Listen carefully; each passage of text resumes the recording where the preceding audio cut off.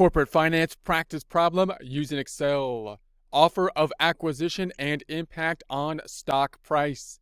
Get ready, it's time to take our chance with corporate finance. Here we are in our Excel worksheet. If you have access to the Excel worksheet, would like to follow along, note that we're in the practice tab as opposed to the example tab. The example tab, in essence, being an answer key. Information's on the left-hand side, going to populate that into the blue area on the right-hand side. We're thinking about an offer for acquisition situation. One company thinking of purchasing another company, giving an offer in order to do so, and the effect on the stock price under those conditions. So we're going to imagine here that A is thinking about purchasing B. The stock price before this is taking place or before any offer takes place, we're going to imagine $50. And then there's an offer, tender offer plan at a percent premium over the market price of 67% premium over the market price of that $50. And we're going to assume at this point in time then that the stock price goes up after that offer to $71. So now, because there's this potential acquisition or merger that's going to be taking place, the stock reacts to that, goes up to 71, even though it has not yet been completed yet. There's just been an offer that takes place. And then we're going to assume that we, as an investor, buy the stock at this price, at the $71. And then we have the option, if the merger goes through, we're going to expect then that it could be a good thing for us. If it does not go through, we're going to expect that that increase, that bump up from $71 from $50 will go back down. So in other cases, if the merger goes through, what's going to be the gain that will result from that process? And if the merger does not go through, the stock price is going to fall back down. What will the loss be if we buy it at 71, merger doesn't go through and it goes back down? Once we consider those two things, then we want to think about, okay, what's the probability that the merger will go through, and try to use a statistical type of analysis to figure out what our expected return would then be. Okay, so let's start off with the value offered per share. We're going to say that the stock price is starting at this $50, and they're giving an offer of 75% over that, the amount of the premium. So it's going to be 1 plus the premium, which is going to be equal to 1 plus that 67%, making that a percent by going to the number group, percentifying that, and underlining it, fonts group and underline. That's going to then give us the, we'll call it the value offered per share, which is going to be equal to 50 times 167%.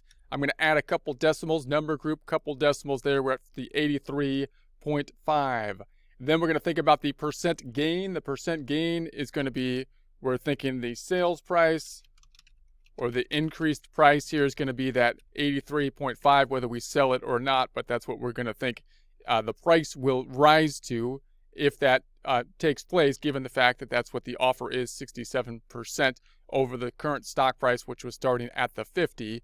So we're going to say that's going to be the 84, and then the purchase price. The purchase price is then, we're going to say that we are coming into this and buying it at $71. So note again, they're making the offer here, which would be at $83.50. And given the fact that they're making basically an offer at that value on a per share basis, then you would consider that to be, in essence, the market price.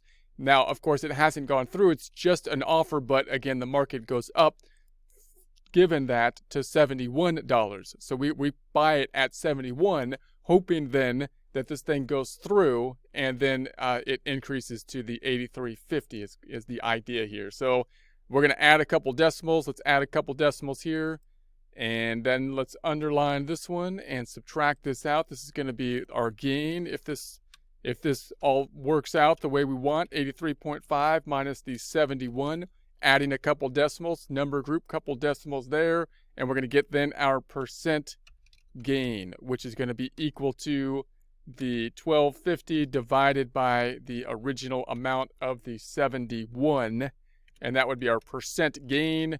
Number group, percentifying that, we can add a couple decimals. We're at the 17.71% gain. Then we could say, well, what would happen if it doesn't go through? Because it's just an offer at this point in time. The market has reacted to it, but it's not guaranteed to go through. So what if it doesn't? Well, then we'd have the sales price which we said was at, if it goes back down, the offer doesn't go through, we would expect the market to bounce back to where it was before at the $50.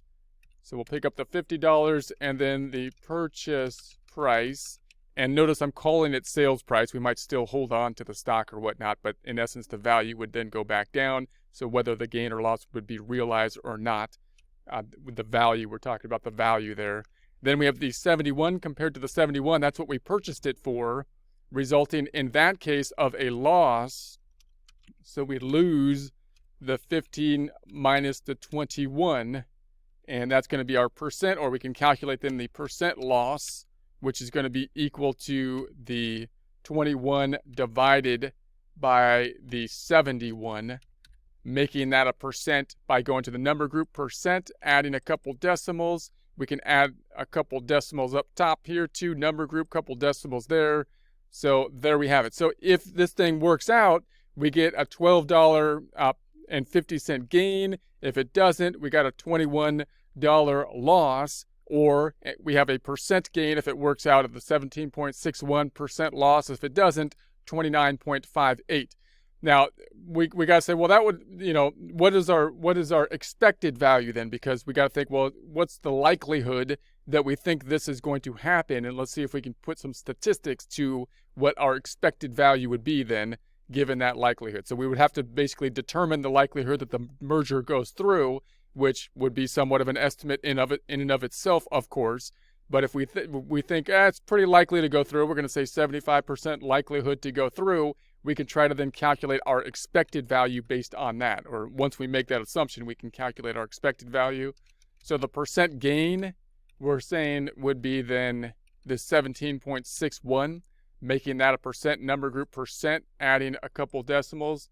The probability, we're going to say probability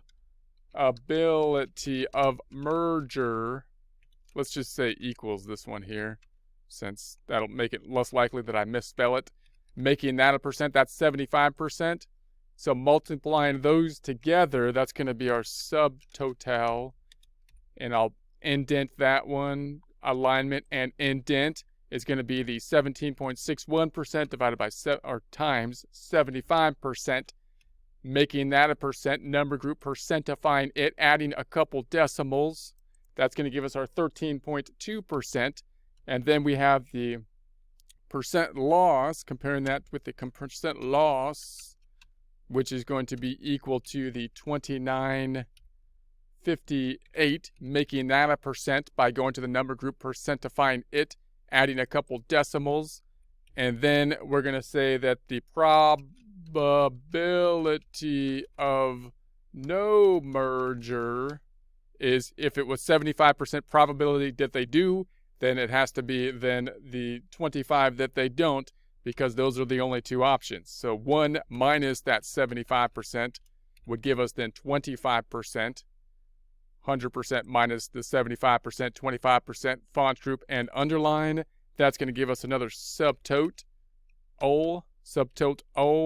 and then alignment indented, multiplying then the 29.58 times the 25%, making that a percent by going to the number group percentifying it, adding a couple decimals, underlining it, font group and underline, that then giving us our expected value of the return, which will then be equal to the 13 point. Let's use the trusty sum function here, equals the SUM of the 13.2 and the negative 7.39, making that a percent, percentifying, adding a couple decimals. We're at the expected value of the 5.81. So that's going to be our expected return given the circumstances. So once again, we're thinking that the likelihood of the gain, if it works out, we're looking 17.61% gain, or $12.50. If it's a loss, $21 loss, or 29.58 on the loss side. But